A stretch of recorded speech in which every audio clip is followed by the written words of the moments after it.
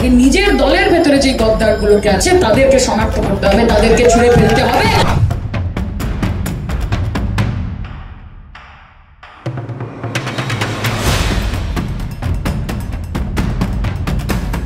সেটা শওকত মোল্লা অর্জন করেছে, সেটা ভাঙড়ের প্রত্যেকটা তৃণমূল কর্মী অর্জন করেছে। আর যারা নির্বাচনের সময় দলের পিঠে ছুরি মেরেছে তাদেরকে শনাক্ত করুন। পরে তো পরে আইএসএফ পরে, বিজেপি পরে, সিপিএম পরে, আগে তৃণমূলের মধ্যে যারা করেছে তাদেরকে শনাক্ত করুন। যারা শওকত মোল্লার সামনে বলেছে যে দাদা তোমার সাথে আছি, তুমি এগিয়ে চলে যাওয়ার পরে বলেছে কে শওকত মোল্লা চিনি না, আমি এখানকার বড় নেতা, তাদেরকে শনাক্ত করুন, তাদেরকে আগে বার করুন। গদ্দার হাটাও, ভাঙড় বাঁচাও।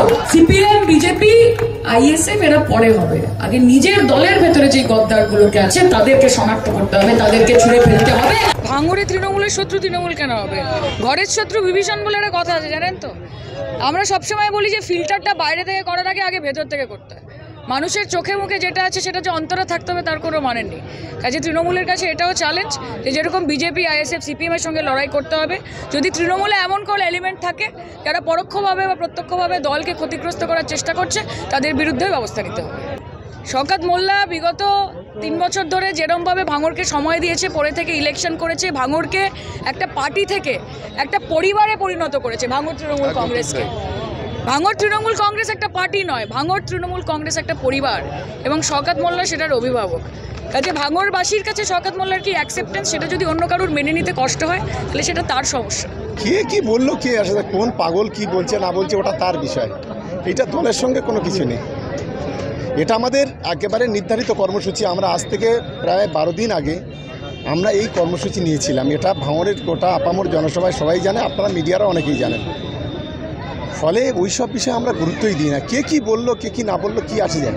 এটা গোটা বাংলা জুড়ে আমরা বলছি তো, গদ্দার হটাও বাংলা বাঁচাও, গদ্দার হটাও সাউথ 24 পরগনা বাঁচাও। যারা দলের নাম বিক্রি করে যারা পিছন থেকে গদ্দারি করে তারা তো গদ্দারি। মির্জাপুরের নাম তো আজকেও কেউ বাংলা থেকে ভুলে যায়নি। সেই ধরনের মির্জাপুরও আছে সব জায়গায়, সব দলে আছে, শুধু আমাদের দলে নয়। এদেরকে চিহ্নিত করতে পারলে আগামী দিনে বাংলা একটা শান্তিপূর্ণ জায়গায় যাবে, ভালো জায়গায় যাবে।